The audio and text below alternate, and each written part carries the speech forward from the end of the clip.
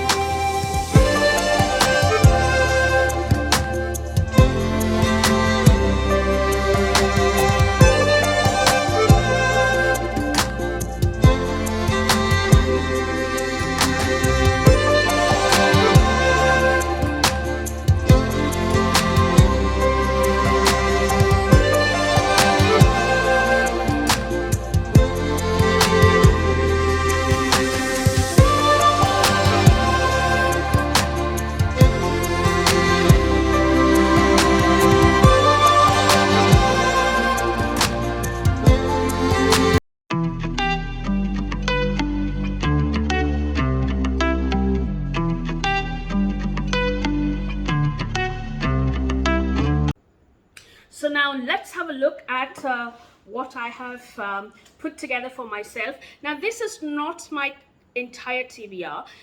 It is still short of 3 books which are yet to arrive by post, and I'm still waiting for them, but this is what it really looks like. Now coming around to the challenges, the first challenge is Kate's challenge, which is to read a Victorian novel with a disability representation. So for this I have chosen to read Olive by Dina Murlock Craig, and it is an 1850 novel which is about a girl who is born with a curved spine, and her plight and her journey and her experiences to lead her life, and she aspires to be a painter, and how she manages to become one despite the fact that she is ostracized by the society as well as rejected by her parents. So her journey and her life from childhood till adulthood is what this novel is all about. So from the back of the book it reads as Olive traces its eponymous heroine's progress from her ill-starred birth to maturity as a painter. The crippled child of parents who were disgusted by her physical imperfection, a curvature of the spine, Olive struggles to take her place in the world as an artist and a woman. So that's the first book that I'm reading for Victober. Now for Katie's challenge, which is to read a coming-of-age novel or a Bildungsroman. I hope I got the pronunciation correct. So for this I have chosen 2 books. The first is Olive, which is doubling up from Kate's challenge, which is a Bildungsroman, and the second is Thomas Hardy's Jude the Obscure, which is an 1895 novel. And from the back of the book it reads as, it is a story of Jude Foley, who is a young lower class man with dreams of being a scholar, and his relationships with his wife Arabella and his free-spirited cousin Sue Bridehead. The novel follows the life of Jude from his youth living in a village in southern England, where he works in a bakery and studies classical Greek and Latin in his spare time, with hopes of one day becoming a scholar at Christminster, which is a fictional city which is modelled after Oxford.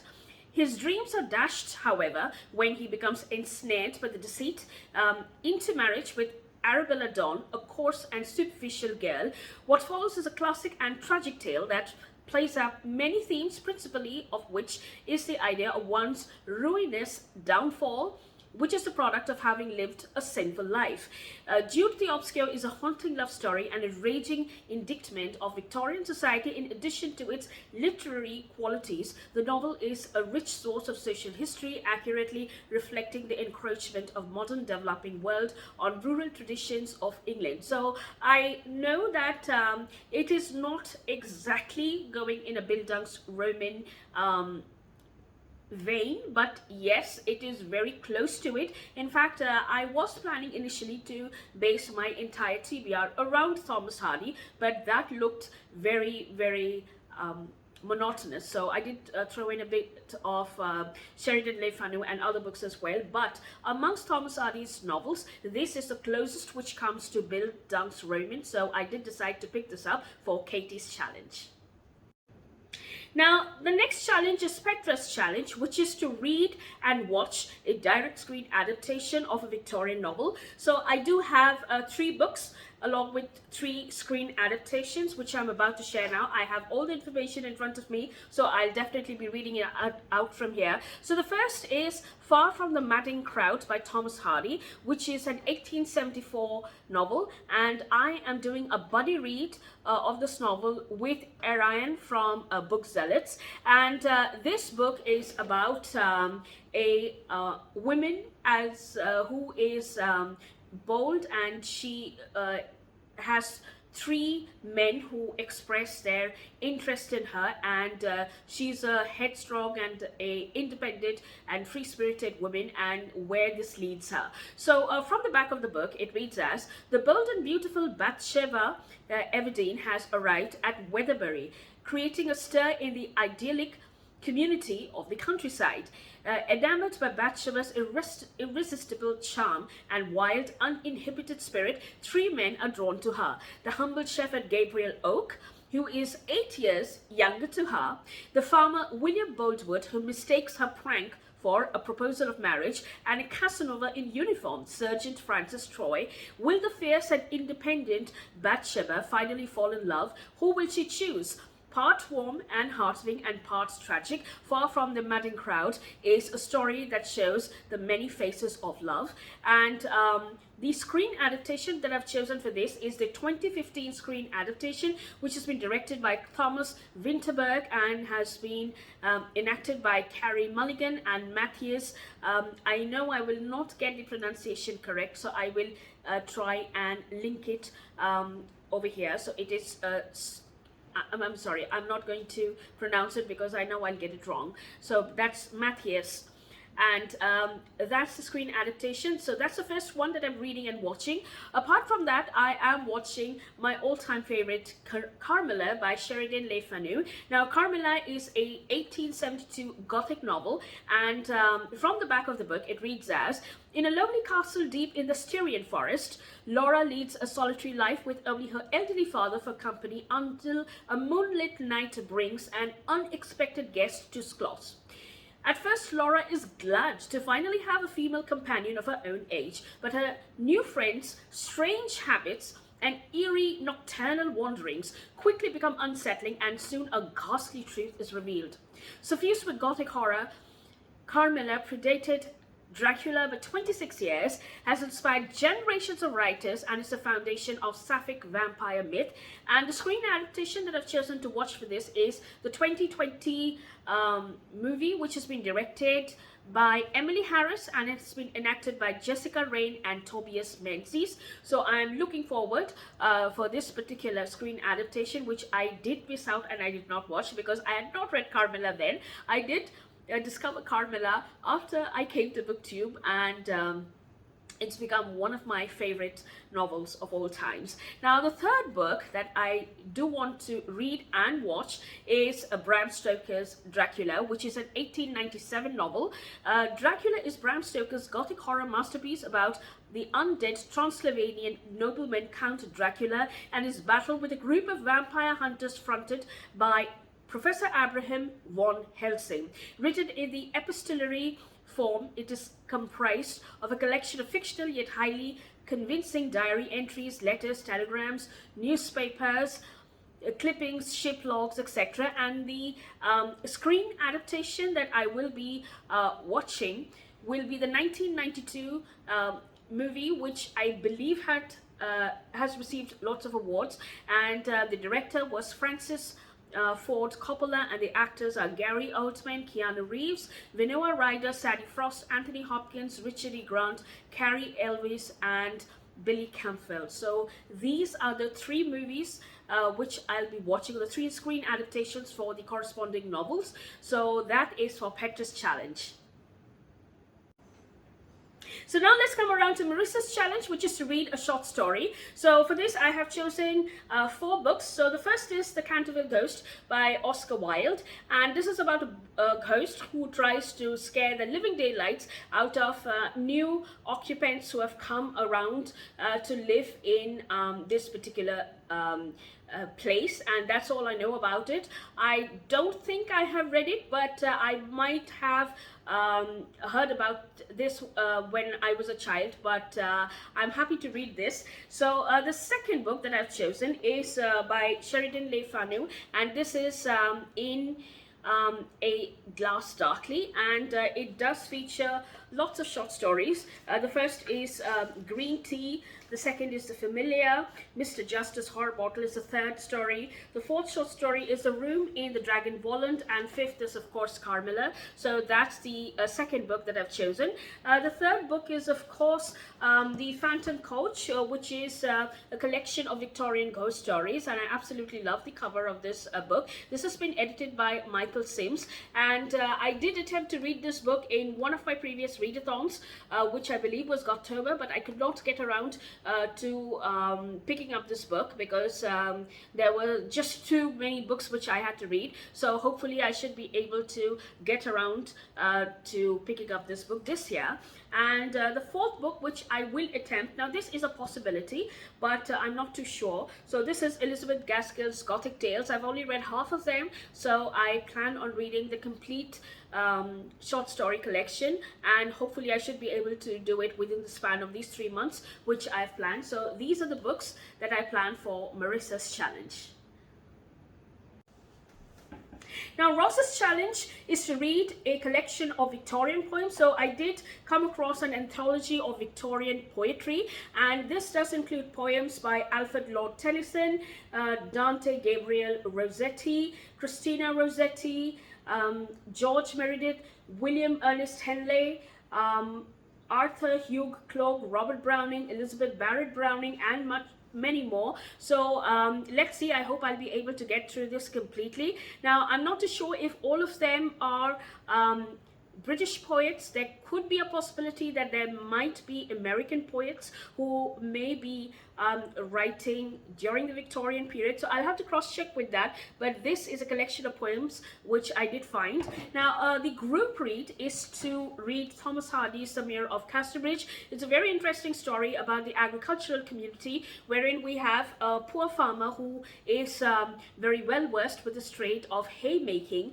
and in a fit of drunkenness, he sells off his wife and his firstborn child, and when he recovers from his drunken state, he realizes that a sailor has bought his wife with his child, and he tries to look for them, but he cannot, and he takes a oath, or a biblical oath, that he will not drink in his life for the shame that he has brought upon himself and his family. And years later, after the death of the sailor, the wife comes back with the child, and by the time they approach this husband who had sold them off, they realize that his situation in life has completely changed, and the story goes on from there. It's a very interesting story, and let's see where I get from here. So this is a group read which I'm quite excited for.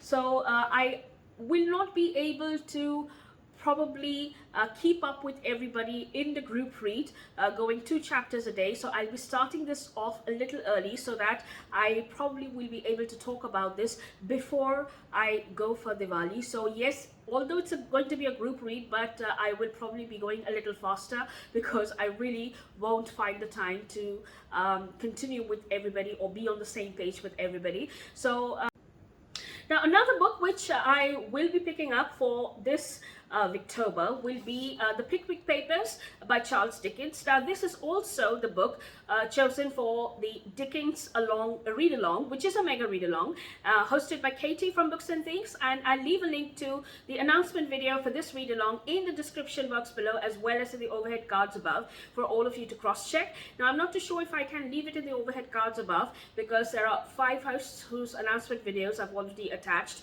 so possibly it won't allow me to attach the 7th or the 6th one. So please check with the link in the description box below. So the Pickwick Papers are the collection of stories which has been written by Charles Dickens, and this is his first novel, which was published in 1836 and 1837 or 1837.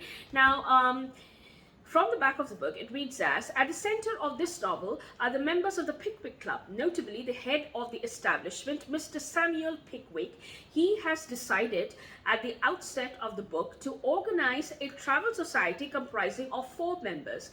At the Pickwick Club, the members will be required to recount their exploits in the English countryside. As they venture out, the 4 men become entangled with a dizzying array of mishaps, including failed romance, debtor's prison, judicial and social injustice, and mix-ups of gargantuan heights. Warm-hearted and thoroughly entertaining, this is a wild romp through the 19th century England. So I'm quite excited for this, and it's a pretty thick book, so I'll be starting this a little early so that I can keep up. So that's the next book that I'll be reading. Now, there are 2 books which are possibilities. I know it may not be possible for me to get even remotely near these books, but I'm just keeping them as piles of possibilities. So the first is George Eliot's Silas Marner, which I have not read, but I've heard about this. Now, from the back of the book, it reads as, Silas Marner is an impressive narrative spiced with rustic humor and replete with forceful village characters. Accused of a false charge of theft that Silas Marner did not commit, he leaves his small religious community and takes refuge in the agricultural village of Revelo.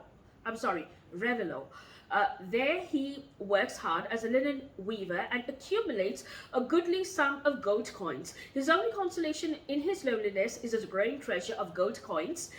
He counts each night. Then one day, the money is stolen from his cottage by the squire's reprobate son, Dunstan Cass, who disappears. Marner mourns his loss bitterly until one snowy night, an abandoned little girl, Eppie, wanders into his cottage. In his eyes, she becomes more precious than his lost gold. He becomes a loving father to the child, watching over her as she grows into a lovely young woman.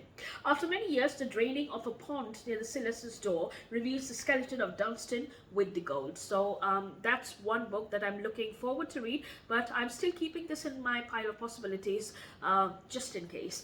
And the other book that I wanted to read was Emily Bronte's Wuthering Heights. I could not complete this last Victober. It was on my TBR, but I hope I will be able to complete it this year.